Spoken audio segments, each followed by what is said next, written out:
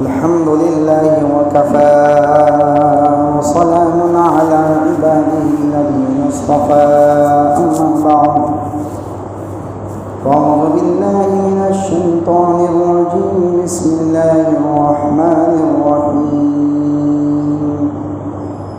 شهر رمضان الذي أنزل فيه القرآن هدى للناس وبينات من الهدى والفرقان صدق الله مولانا العلي العظيم۔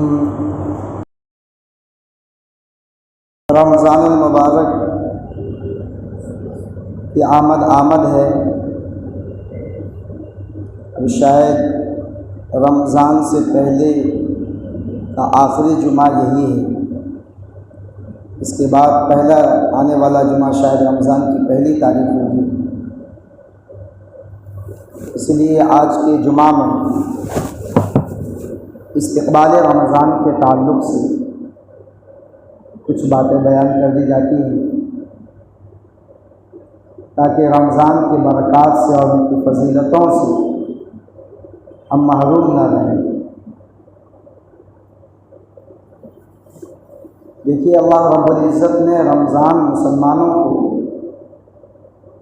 بلکہ اس امت کو ایک تحفہ اور انعام کے طور پر دیا ہے۔ اللہ اس امت کے ساتھ شفقت اور مہربانی کا معاملہ چاہتے ہیں اور گناہوں کو بخشنا چاہتے ہیں، اسی لیے اللہ نے سال میں رمضان مبارک کا مہینہ رکھ کر بہانے سے ہماری مغفرت کے فیصلے کرنے کا اعلان کر دیا ہے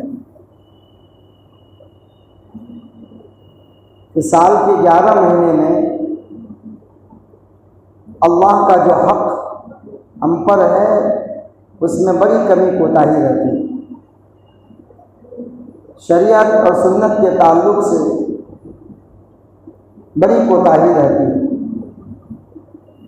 دنیا کی ہوس میں، مال اکٹھا کرنے میں اور مادیت سے مغلوب ہو کر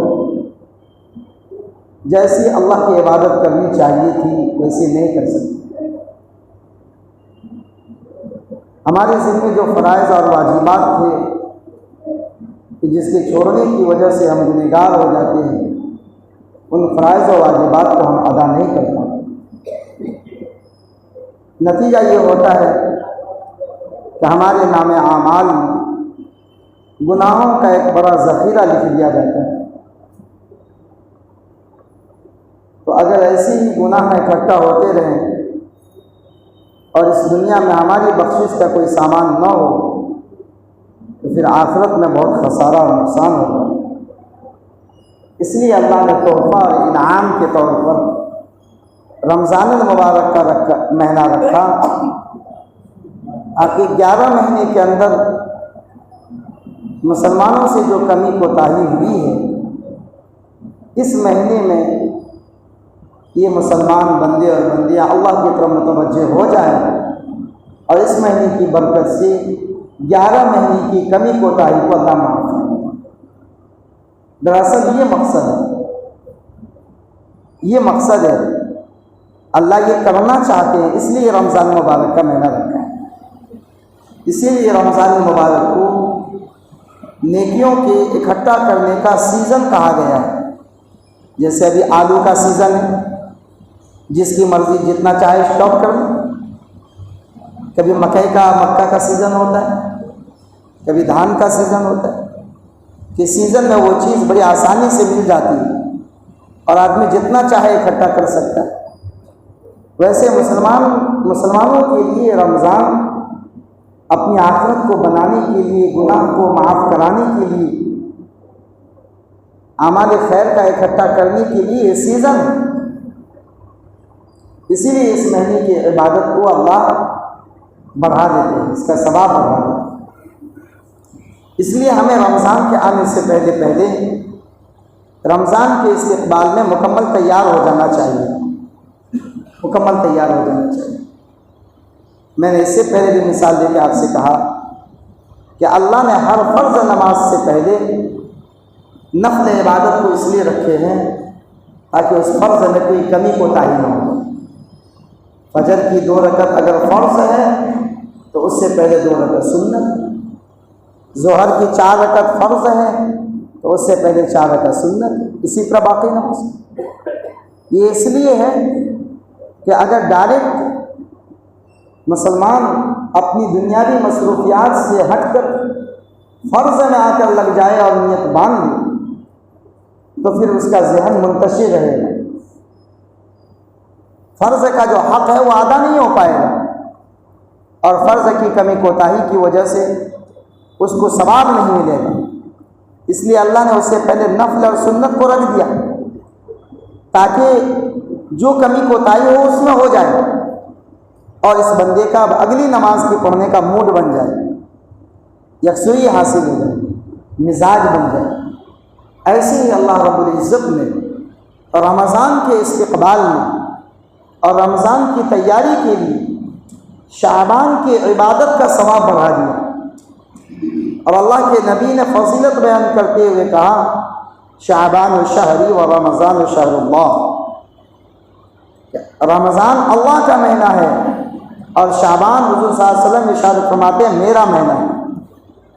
اب جس مہینے کی نسبت آقا مدنی صلی اللہ علیہ وسلم کی طرف ہو جائے ظاہر ہے اس کی عظمت بڑھ جاتی، اسی لیے اس مہینے کے میں اللہ کے نبی صلی اللہ علیہ وسلم کی عبادت بڑھ جاتی تھی۔ بخاری شریف میں روایت ہے کہ عائشہ فرماتی ہے کہ رسول اللہ صلی اللہ علیہ وسلم جتنی کثرت کے ساتھ شعبان میں روزہ رکھتے تھے اتنی کثرت کے ساتھ کسی اور مہینے میں روزہ نہیں رکھتے تھے۔ دیکھیے اور عبادت کی بات بھی آ سکتی تھی، لیکن آگے جو رمضان آ رہا ہے اس میں اہم عبادت تو روزہ ہی ہے نا، دن کا روزہ۔ تو روزہ رکھنے کی عادت ڈالنے کے لیے آقا مدنی صلی اللہ علیہ وسلم شعبان میں مسلسل روزہ رکھتے تھے تاکہ رمضان میں روزہ رکھنے کی عادت پڑ جائے اور پھر رمضان میں روزہ رکھنے میں کوئی دشواری نہ ہو۔ اس لیے ہمیں بھی حکم ہے کہ ہم اس مہینے میں کچھ نہ کچھ روزہ رکھیں، جیسا کہ میں نے پیچھے بھی کہا۔ تو دراصل یہ رمضان مبارک کا مہینہ پوری امت مسلمہ کے لیے اللہ کی طرف سے ایک بہت بڑا انعام ہے۔ استقبال رمضان کے تعلق سے ہم اپنے الفاظ میں اپنی زبان سے کچھ کہیں، اس سے بہتر یہ ہے کہ اس موقع پر سرکار دو عالم صلی اللہ علیہ وسلم نے صحابہ کے سامنے جو تقریر پیش کی ہے ہم وہ تقریر سنا دیں، اس سے بہتر کوئی اور استقبال نہیں ہو سکتا۔ وہ تقریر بڑی لمبی ہے، حدیث بڑی لمبی ہے، یہ اگلے جمعہ تک پوری ہوگی، لیکن اس کو شروع کر دیتے ہیں۔ حضرت سلمان فارسی رضی اللہ تعالیٰ عنہ سے روایت ہے، ان سلمان رضی اللہ تعالیٰ عنہ قال خطبنا رسول اللہ صلی اللہ علیہ وسلم فی آخر یوم من شعبان۔ حضرت سلمان رضی اللہ تعالیٰ عنہ فرماتے ہیں کہ رسول اللہ صلی اللہ علیہ وسلم نے شعبان کے آخری دن میں، کل روزہ ہے، شعبان کی آخری تاریخ میں ہم صحابہ کے سامنے تقریر پیش کی، خطبہ تقریر بیان کی، استقبال رمضان، اور فرمایا فقال ایھا الناس، اے لوگو قد اضل علیکم شہر عظیم، تم پر ایک بہت بڑا عظمت والا مہینہ آ رہا ہے، شہر مبارک، وہ مہینہ بہت بابرکت مہینہ ہے۔ دیکھیے دو چیز ہے، ایک ہے کثرت اور ایک ہے برکت۔ برکت کا مطلب یہ ہوتا ہے کہ مقدار میں تھوڑی ہو اور کام زیادہ ہو جائے، عمل تھوڑا ہو اور ثواب زیادہ مل جائے، یہ ہے برکت۔ اور کثرت کا مطلب یہ ہے کہ اعمال زیادہ ہو اور ثواب کم ہو اس کے مقابلے۔ اس لیے ہمیشہ اللہ سے برکت والی روزی مانگنی چاہیے۔ کبھی انسان کے پاس اس کی سیلری کم ہوتی ہے، آمدنی کم ہوتی ہے، لیکن اللہ اس میں اتنی برکت دے دیتے ہیں کہ خوش و خرم رہتا ہے، سکون سے زندگی گزرتی ہے۔ اور بعض انسان کو دیکھا کہ سیلری بہت زیادہ ہے، انکم بہت زیادہ ہے، لیکن پھر بھی وہ مقروض رہتا ہے، دوسروں سے ادھار پہنچا لیتا رہتا ہے، ہمیشہ پریشان حال نظر آتا ہے۔ یہ کیا ہے؟ اس کے کم پیسے میں برکت ہے، اس کے زیادہ پیسے میں برکت نہیں۔ تو برکت کا مطلب یہ ہوتا ہے کہ مقدار میں تو تھوڑی ہو، لیکن اس کا اجر اور اس کا ثواب اور اس کا انعام اور اس کا نتیجہ زیادہ ہو جائے۔ یہ جو رمضان المبارک کا مہینہ ہے، اس کے بارے میں آقا مدنی صاحب نے فرمایا شہر المبارک، یہ بہت ہی بابرکت مہینہ ہے۔ اور آگے مزید اس کی وضاحت فرمائی، شہر فیہ لیلۃ خیر من الف شہر، کہ اس رمضان المبارک میں اللہ نے ایک رات ایسی رکھی ہے، اب یہ دیکھیے ترغیب دے رہے ہیں تاکہ لوگ رمضان کی عبادت کا شوق اپنے دل میں پیدا کریں، کہ اللہ نے رمضان المبارک میں ایک رات ایسی رکھی ہے خیر من الف شہر، کہ جس میں عبادت کرنے کا ثواب 1000 مہینہ عبادت کرنے کے برابر ہے، جس کو ہم اور آپ لیلۃ القدر کہتے ہیں، جس کے بارے میں عام طور پر شرح حدیث یہ کہتے ہیں کہ رمضان کے آخر عشرے میں آتا ہے، لیکن کوئی ضروری نہیں ہے، پہلے عشرے میں بھی آ سکتا ہے۔ فضائل اعمال میں حضرت شیخ نے لکھا ہے دوسرے عشرے میں بھی آ سکتا ہے، لیکن زیادہ لوگوں کا تجربہ یہ ہے کہ تیسرے عشرے میں آتا ہے۔ اس لیے طے نہیں کیا کہ یہ رات رمضان کے کس تاریخ میں آئے گی، اور طے نہ کرنے کی وجہ ہے اگر طے کر دیا جاتا تو یہ کاہل انسان پوری زندگی نافرمانی کرتا، پورے رمضان نافرمانی کرتا۔ فرض کر دو کہ اگر یہ کہہ دے کہ یہ 22 تاریخ میں ہوگا تو 21 تاریخ تک تو بدماشی کرتا، اور کہ 22 تاریخ میں ہے تو بس اس رات میں عبادت کر دو، چھٹی۔ اور اللہ یہ نہیں چاہتے کہ بس ایک رات میں میری عبادت کر لے اور باقی رات میں جو ہے یہ بدماشی کرتا رہے۔ اللہ تو یہ چاہتے ہیں کہ ہر رات میں میری یہ عبادت کرے، اس کی ہر رات میری عبادت میں گزرے، اس لیے اس رات کو متعین نہیں کیا اور کہا دیا کہ جی رمضان میں یہ رات آئے گی، کس دن میں آئے گی، کس دن تاریخ میں آئے گی، یہ طے نہیں کیا۔ اب تم ڈھونڈو، اب اس کے لیے ایک ہی شکل ہے کہ ہر رات جو عبادت کرو، تو رمضان کی ساری راتیں جب عبادت میں گزر جائے گی تو کوئی ایک رات تو ہوگی جو لیلۃ القدر ہوگی۔ تو فرمایا کہ وہ لیلۃ القدر کا ثواب یہ ہے الف شہر، 1000 مہینہ عبادت کرنے سے بڑا ہوا ثواب ہے۔ اور یہ بات اللہ نے قرآن کریم میں ارشاد فرمایا، انا انزلناہ فی لیلۃ القدر، لیلۃ القدر خیر من الف شہر، 1000 مہینے سے زیادہ ثواب۔ یہ اللہ کے نبی شوق پیدا کرے۔ آگے اللہ کے نبی صلی اللہ علیہ وسلم نے ارشاد فرمایا جعل اللہ صیامہ فریضہ، اللہ تعالیٰ نے رمضان کے روزے کو ہر مسلمان مرد و عورت بالغ پر، ہر مسلمان مرد و عورت بالغ پر فرض قرار دیا۔ وقیام اللیل تطوعا، اور رات کی عبادت کو اللہ تعالیٰ نے سنت مؤکدہ قرار دیا ہے۔ رمضان کی یہ 2 عبادت بہت اہم ہے، اصل تو یہی 2 عبادت ہے، دن کا روزہ اور رات کی عبادت۔ لیکن صورتحال یہ ہے، اس وقت جو ملک کی صورتحال آنکھوں سے دیکھی جا رہی ہے رمضان کے دنوں میں، خود میں اپنا ذاتی مشاہدہ بتلاتا ہوں کہ روزے کو جو اہمیت ہونی چاہیے، اور جو اہمیت آج سے 20-25 سال پہلے، 15-20 سال پہلے روزہ رکھنے کا جو اہتمام تھا، اس وقت مسلم معاشرے میں روزہ رکھنے کا وہ اہتمام نہیں ہے۔ اچھے خاصے صحت مند تندرست نوجوان، تندرست انسان جو روزہ رکھ سکتا ہے، لیکن اس کے باوجود اگر گھر میں کھانا کھانے میں اس کو شرم آتی ہے تو پھر یہ ظالم موٹر سائیکل اٹھاتا ہے اور بپری چوک پر یا دھرم پور اور مجلس پور اور گرگش میں پہنچ کر یہ اس ہوٹل میں پہنچتا ہے جہاں پر وہ ظالم ہوٹل والا وہ بھی مسلمان ہوتا ہے، اور وہ چادر لگا کر پردے ٹانگ کر پردے کے پیچھے سے اس کو چائے ناشتہ کراتا ہے اور کھانا کھلاتا ہے۔ وہ ظالم یہ سمجھتا ہے کہ اس پردے کے پیچھے جیسے یہ دنیا والے نہیں دیکھ رہے ویسے اللہ بھی نہیں دیکھ رہا ہے. یہ اس پردے سے اللہ کو اوجھل میں رکھنا چاہتے ہیں کہ اللہ دیکھ نہیں رہا. اللہ اس پردے کے پیچھے دیکھ نہیں رہا کہ رمضان کے دن میں کون ہوٹل کھول کر مسلمان دوسروں کو کھانا کھلا رہا ہے، اور یہ انسان ہے، یہ مسلمان ہے، یہ گاڑی لگایا اور اندر گیا اور کھانا کھایا اور چائے پیا اور پان کھایا. احساس ہی نہیں ہے یہ رمضان ہے کہ غیر رمضان ہے.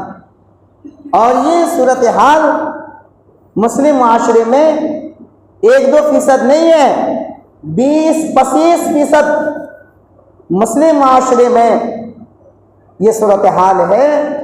یہ لوگ جان بوجھ کر باوجود کہ وہ روزہ رکھ سکتے ہیں، جان بوجھ کر روزے کے دنوں میں وہ افطار کرتے ہیں، کھاتے ہیں اور روزہ نہیں رکھتے. اس قدر کھلم کھلا بغاوت. یہ کھانے والا بھی مجرم اور یہ دکان کھول کر کھلانے والا بھی مجرم. رات میں استقبال رمضان کا ایک پروگرام تھا ارریا ایک شہر میں، ارریا میں ایک جگہ. میں نے وہاں پر کھل کر یہ بات کہی، مسلم سماج کی ذمہ داری ہے کہ چوک چوراہے پر جس ہوٹل میں مسلمان ہوٹل کھول کر رمضان کے دنوں میں مسلمانوں کے کھانے کا نظام کرے، مسلم سماج کی ذمہ داری ہے کہ ایسے ہوٹل پر پابندی لگائے، اس کو قدغن لگائے، سختی کے ساتھ اس کو بند کروائے. اگر خود نہ کر سکے تو پھر پرشاسن اور پولیس کا سہارا لے کر اس کو بند کروایا جائے. آپ کو شریعت اس کی اجازت دیتی ہے کہ اس طرح کھلم کھلا جب بغاوت ہونے لگے، نافرمانی ہونے لگے، تو آپ اس کے روک تھام کے لیے جہاں تک کوشش کر سکتے ہیں، حکومت اور قانون کا سہارا لے سکتے ہیں، آپ اس کو کر کے اس کو بند کروائیے. نہیں مانے تو آپ اس کو بائیکاٹ کیجیے، ایسے لوگوں سے بول چال بند کر دیجیے، ایسے لوگوں سے بات چیت بند کر لیجیے. اور ایسے لوگوں کو سمجھنا چاہیے کہ رزق کا مالک اللہ ہے. اگر آپ رمضان کے دنوں میں ہوٹل کھول کر اگر مسلمان کو نہیں کھلائیں گے تو آپ بھوکے نہیں مر جائیں گے، آپ کی روزی میں کوئی کمی نہیں آ جائے گی. اور یاد رکھیے گا، اس طریقے سے آپ کا لوگوں کو رمضان کے دنوں میں کھلا کر پیسہ حاصل کرنا، میں ایک مفتی ہونے کی حیثیت سے آپ کو فتویٰ دیتا ہوں، قطعاً یہ حرام ہے اور ناجائز ہے، اور اس پیسے کا استعمال کرنا آپ کے لیے جائز نہیں ہے. یہ حرام کمائی ہے، یہ ناجائز کمائی ہے.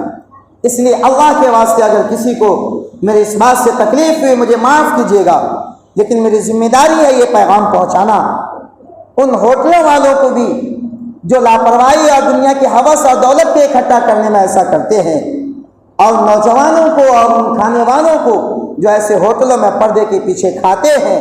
میں دونوں کو پیغام پہنچاتا ہوں اللہ کے واسطے، یہ رمضان المبارک کا مہینہ صبر کا مہینہ ہے. 11 مہینہ بہت کھا لیا، 1 مہینہ برداشت کر لو، 1 مہینہ دن میں کھانا پینا روک دو، اور اللہ کو راضی کرنے کے لیے، اللہ کو راضی کرنے کے لیے کھانے پینے کو چھوڑ کر روزہ رکھ لیجیے.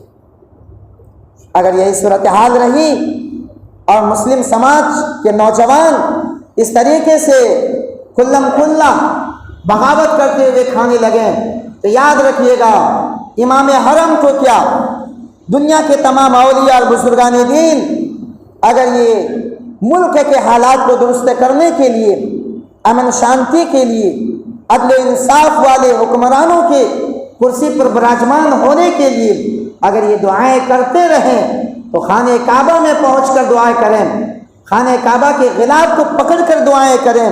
خانہ کعبہ کا غلاف تو پھٹ سکتا ہے، ان کے سجدے کے نشانوں سے زمین گھس سکتی ہے، لیکن بڑی ذمہ داری کے ساتھ کہتا ہوں اگر یہ کھلم کھلا اللہ کی بغاوت نہ رکی، ملک کے حالات کبھی نہیں بدل سکتے ہیں اور ان کی دعائیں قبول نہیں ہو سکتی ہیں. ملک کے حالات، لوگ کہتے ہیں کہ ملک کے حالات اللہ والے دعائیں کر رہے ہیں، حالات کیوں نہیں بدلتے؟ اس کو ایک مثال سے سمجھیے. اسٹوڈنٹ ٹیچر ہے، اس میں 100 اسٹوڈنٹ پڑھتے ہیں، ان میں سے ایک اسٹوڈنٹ نے ٹیچر کے ساتھ بدتمیزی کر لی، گستاخی کر لی، نافرمانی کر لی.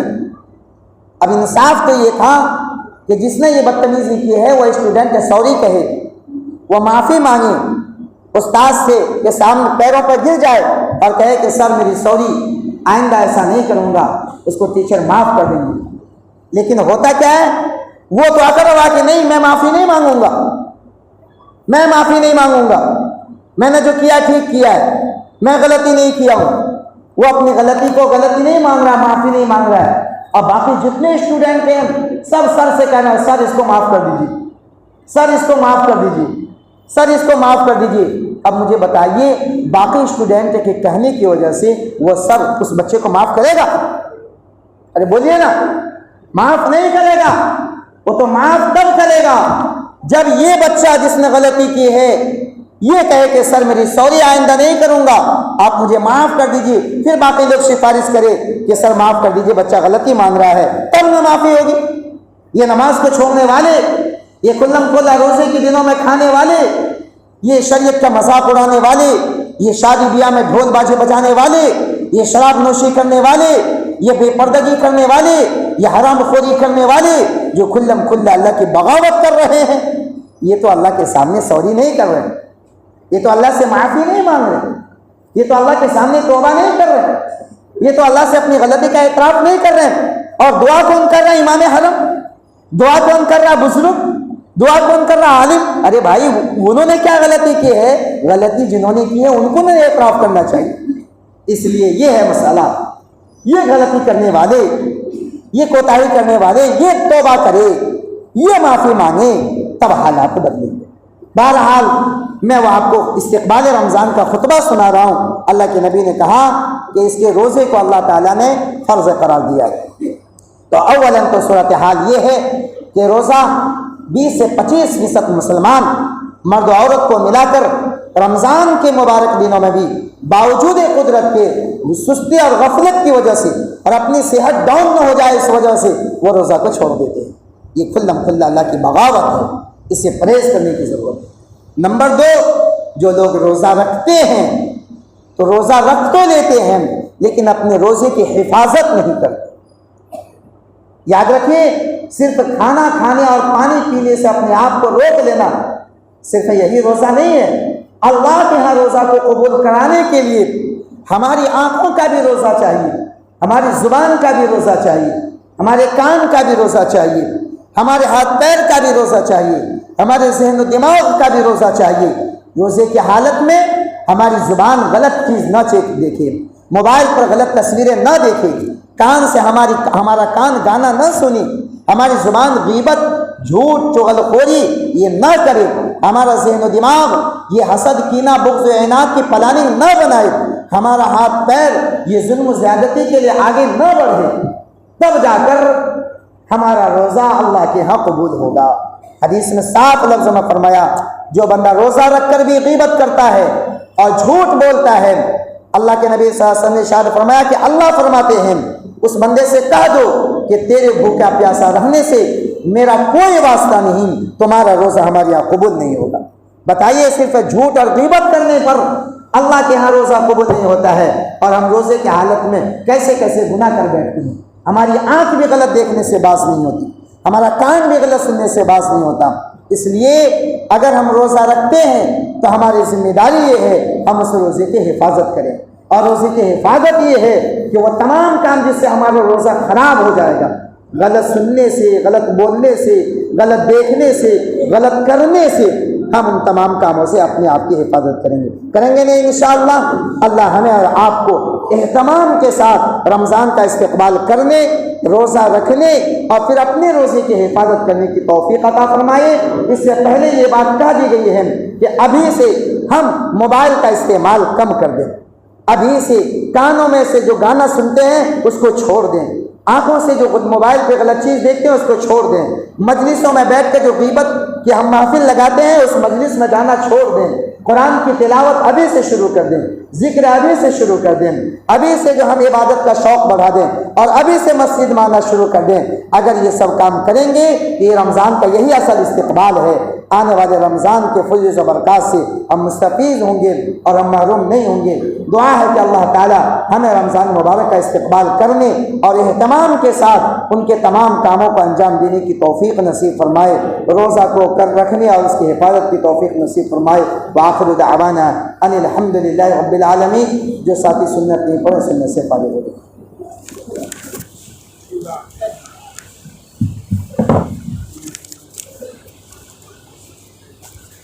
لا إله إلا الله.